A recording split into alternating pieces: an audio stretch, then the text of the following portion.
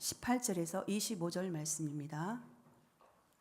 베드로전서 2장 18절에서 25절 말씀 한 절씩 교독하시겠습니다.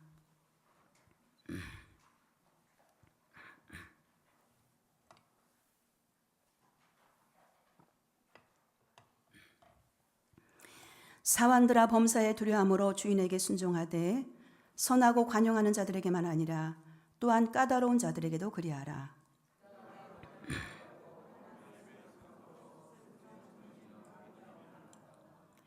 죄가 있어 매를 맞고 참으면 무슨 칭찬이 있으리요. 그러나 선을 행함으로 고난을 받고 참으면 이는 하나님 앞에 아름다우니라.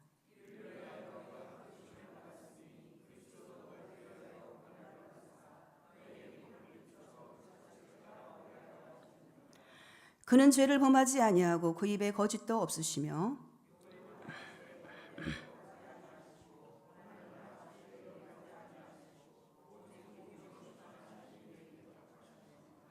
친히 나무에 달려 그 몸으로 우리의 죄를 담당하셨으니 이는 우리로 죄에 대하여 죽고 의에 대하여 살게 하려 하심이라. 그가 채찍에 맞음으로 너희가 나음을 얻었나니 다 같이 너희가 전에는 양과 같이 길을 잃었더니 이제는 너희 영혼이 목자와 감독 되신 이에게 돌아왔느니라. 아멘. 할렐루야. 이 새벽을 깨어 나오신 여러분들을 진심으로 환영하고 축복합니다. 이 시간 우리가 말씀 노트를 잠깐 꺼내셔서 묵상하는 시간을 갖도록 하겠는데요. 3분 동안 묵상하시면서 오늘 본문 내용을 이해한 부분을 좀 간단하게 기록하시고 또한 키워드 되는 중요한 단어에 표시도 해보시고 물음표 되는 곳에 물음표도 해보시겠습니다. 자, 시작하시겠습니다.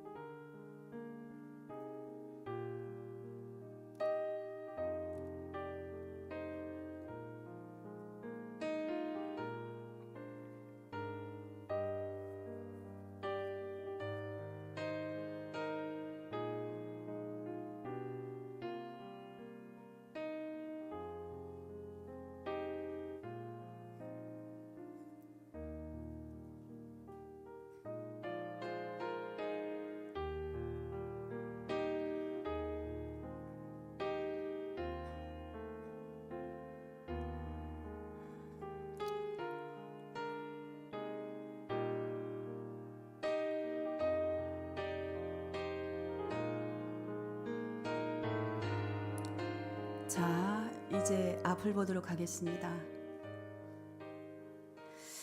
오늘 본문에서 반복되는 중요 단어가 무엇이라고 생각하십니까? 네, 맞습니다. 고난입니다. 오늘 본문 말씀을 크게 두 가지로 정리하자면 첫째는 고난을 참으라입니다. 그리고 두 번째는 이를 위해서 우리가 부르심을 입은 이유에 대해서 오늘 설명하고 있는 것입니다.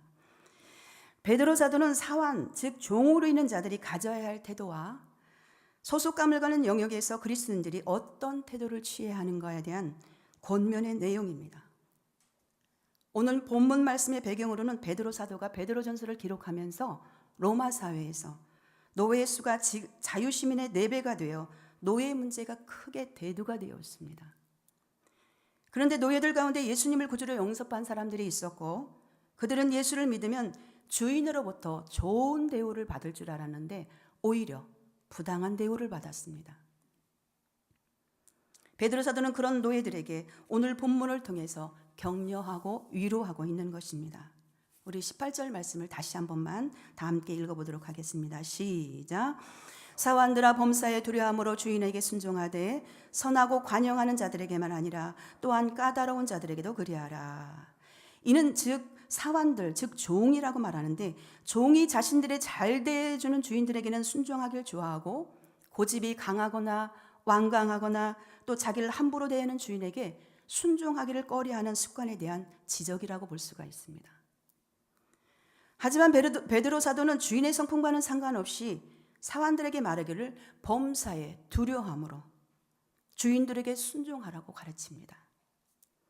여기서 두려움이라는 것은 깊은 공경심을 갖고라는 뜻인데 그러므로 성경이 제시하는 것은 성도는 하나님을 공경하듯 삶의 자리에서도 그렇게 살아야 한다는 것이에요.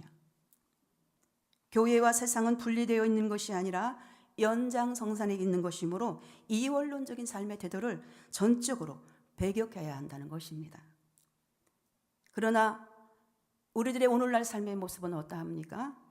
잘해주고 싶고 친하게 지내고 싶고 또한 깊은 교제를 나누고 싶고 섬기고 싶은 대상은 누구입니까? 우리를 힘들게 하고 자기 고집이 강하고 불공평한 대우를 하는 사람들입니까?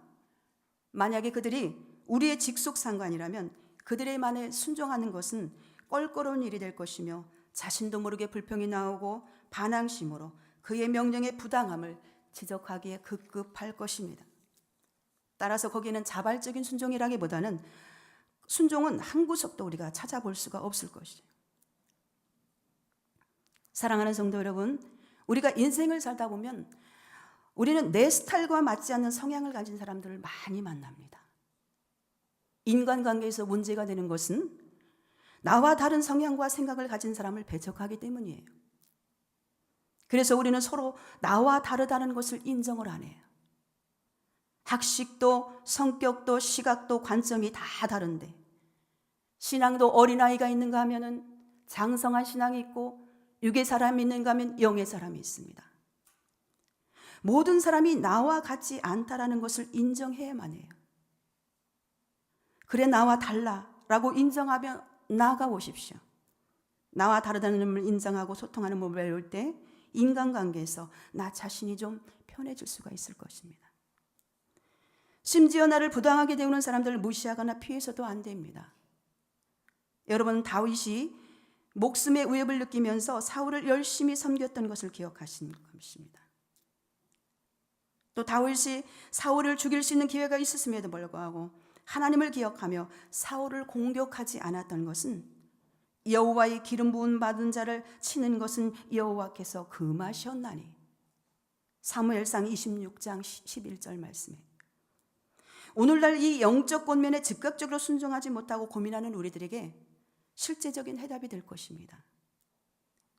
이처럼 하나님이 택하신 백성으로서 성도들은 어떻게 인간관계를 맺어야 할 것인지를 예들을 들었으며 설명하면서 아름다운 고난이 무엇인지에 대해서 우리 19절에서 설명을 합니다. 우리 다 함께 읽겠습니다. 시작. 부당하게 고난을 받아도 하나님을 생각함으로 슬픔을 참으면 이는 아름다우나. 곧 이 말씀은 현재 우리가 부당한 대우를 받을 때 지녀야 할 성도의 마땅한 태도를 말씀해주고 있는 것입니다. 그러나 주님은 부당한 대우를 받을 때 하나님을 생각하고 슬픔을 참으면 이는 아름답다라고 교훈을 합니다. 따라서 여러분 중에 어떻게 상대방이 잘못했는데 참을 수 있는가? 부당한 대우를 받으면 속이 화가 나서 어찌 우리가 그것을 막을 수 있는가는 반문으로 이 교훈을 거세게 반박할 수도 있습니다. 그러나 주님이 우리에게 바라는 것이 무엇이에요? 그것은 부당한 대우를 즉각적인 반응을 보이며 주어진 자리에서 벗어나 행동하는 것을 억제하라는 것입니다. 성도들님들 가운데 자신은 아무런 잘못도 하지 않았는데 부당하게 고난을 당한 적이 있으실 것입니다. 그런데 여러분, 우리가 기억해야 할 것은요, 부당한 고난 자체가 아름다운 것이 아니라 부당한 고난을 받을 때 하나님을 생각함으로 그것을 참아낼 때 아름다운 고난이 된다라는 것입니다.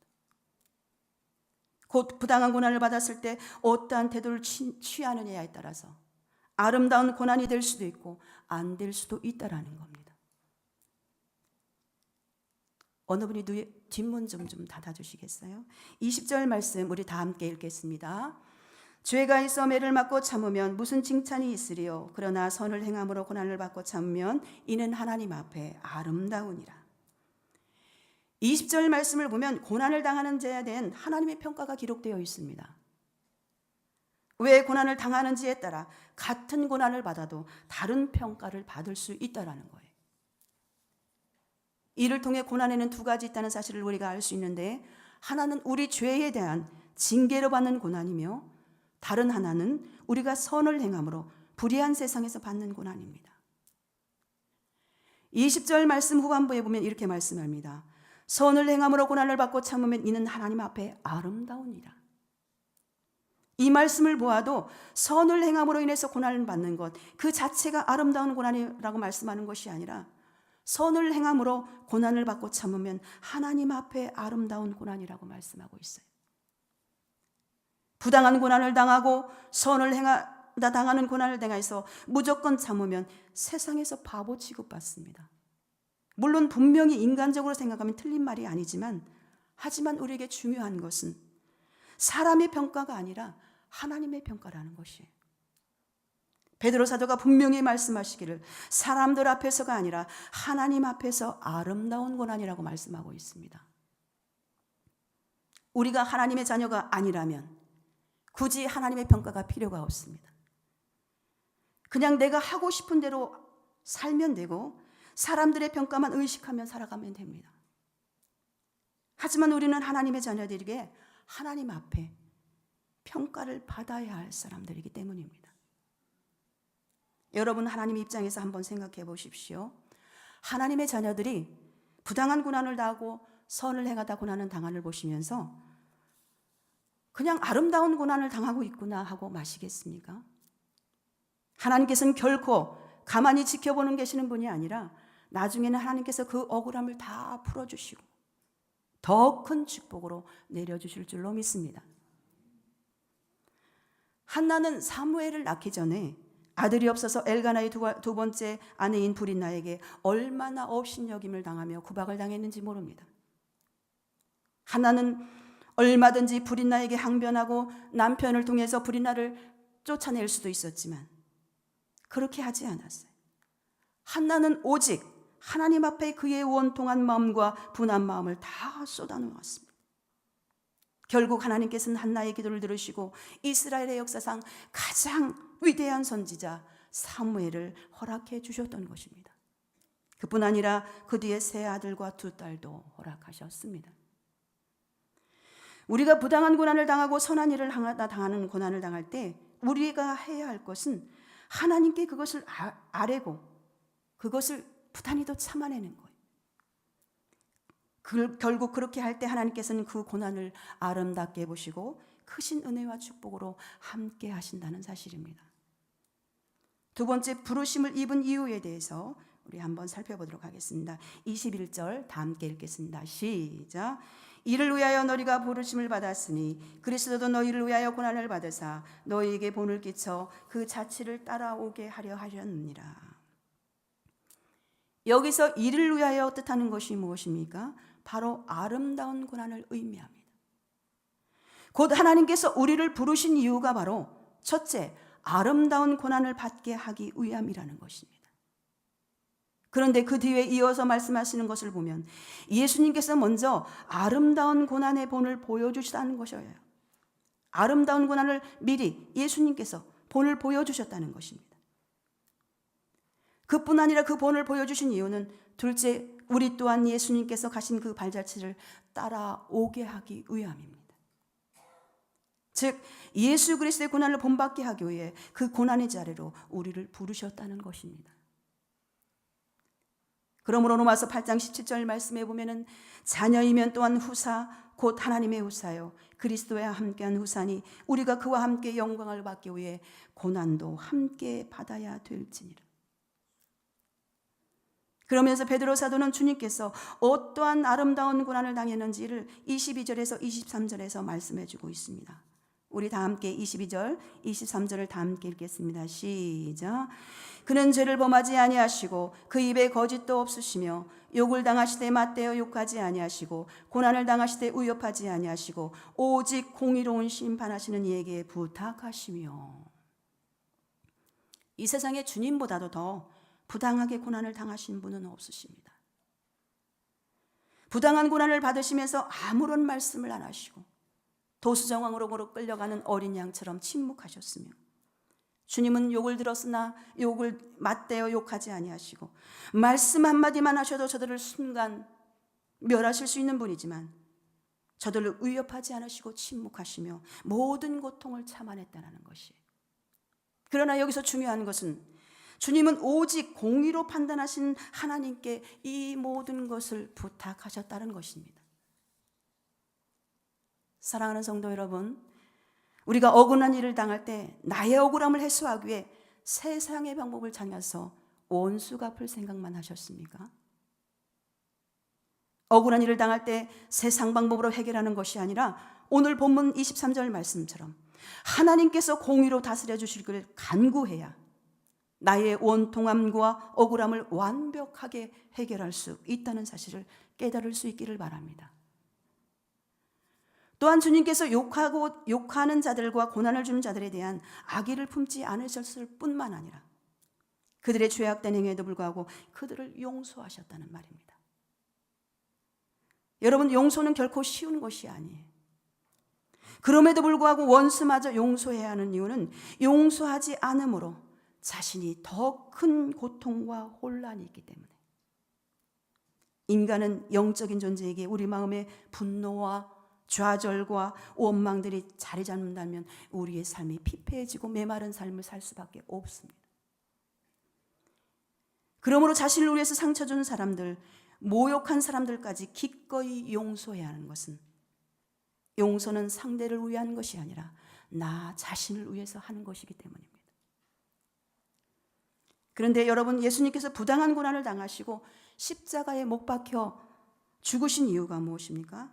바로 죄인된 바로 저와 여러분 때문입니다. 24절을 우리 함께 읽겠습니다. 시작. 친히 나무에 달려 그 몸으로 우리 죄를 담당하셨으니 이는 우리로 죄에 대하여 죽고 의에 대하여 살게 하셔야 함이라. 그가 채찍에 맞음으로 너희가 나음을 얻었나니. 이는 일찍이 선지자 이사야가 장차 오실 메시아에 대해서 예언한 말씀을 베드로가 인용한 말씀입니다. 베드로가 누굽니까? 이사야서의 말씀이 성취됨을 눈으로 목도한 자입니다. 우리의 죄, 우리의 허물, 우리의 상처들을 온전케 하시려고 인간 세상에서 가장 낮은 신분으로 사람들에게 고통을 당하셨던 창조주를 깊이 생각하며 한자 한자 써 내려갔을 것입니다. 채찍이 무엇입니까? 사람을 교훈하기 위해 사용하는 것이 아니라 그것은 소나 말의 가축을 다루는 데 사용되는 도구였습니다. 예수님께서 맞으셨던 채찍이 흔히 볼 수 있는 채찍이 아니라 로마 군인들이 사용했던 채찍으로 그것은 가죽으로 끝이 갈라져 있으며 갈라진 끝에는 금속 기구가 달려져 있고 즉 세 조각이 달린 가죽 채찍이 우락부락한 거구의 손에 의해서 주님의 맨살을 연속적으로 내리쳤을 것입니다. 주님의 몸이 어떻게 되었을까요? 세 조각이 몸속 구석구석을 살점을 뜯어내고 가죽으로 맞은 자리는 금세 죽은 피가 고요 시퍼렇다 못해 검게 보이나요? 온몸은 금세 피투성이가 되었을 것입니다. 성도 여러분, 우리 주님이 왜 이런 고통을 당하셨습니까? 영혼과 육체의 죄의 상처를 입은 바로 저와 여러분 때문입니다. 25절 마지막 함께 읽겠습니다. 시작. 너희가 전에는 양과 같이 길을 잃었더니 이제는 너희 영혼이 목자와 감독 되신 이에게 돌아왔느니라.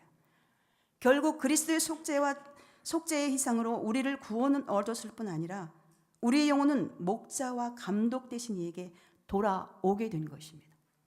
이것이 바로 그분이 십자가를 지신 목적입니다. 베드로전서 3장 18절 말씀에 보면은 그리스도께서 단번에 죄를 위하여 죽으사 의인으로서 불의한 자를 대신하니 이는 우리를 하나님 앞으로 인도하려 하심이라. 이제 말씀을 맺겠습니다. 우리 모두는 고난 속에서 살고 있지만 고난의 자리로 부르신 분은 하나님입니다. 고난의 자리에 주어졌을 때 그 시간, 그 공간에는 반드시 하나님의 섭리가 있다는 사실을 기억하고 그분의 말씀하심에 집중하는 것이 중요합니다. 또한 부당한 고난을 당했을 때도, 선을 행하다 고난을 당했을 때도, 주님 때문에 당하는 고난 땡에도 예수님을 생각하며 그 고난을 잘 참아낼 수 있기를 바랍니다. 그리하여 우리가 주님 가신 그 발자취를 따라 아름다운 고난을 잘 감당하여 하나님께 칭찬받을 수 있는 저와 우리 공동체가 될 수 있기를 소원합니다. 기도하시겠습니다.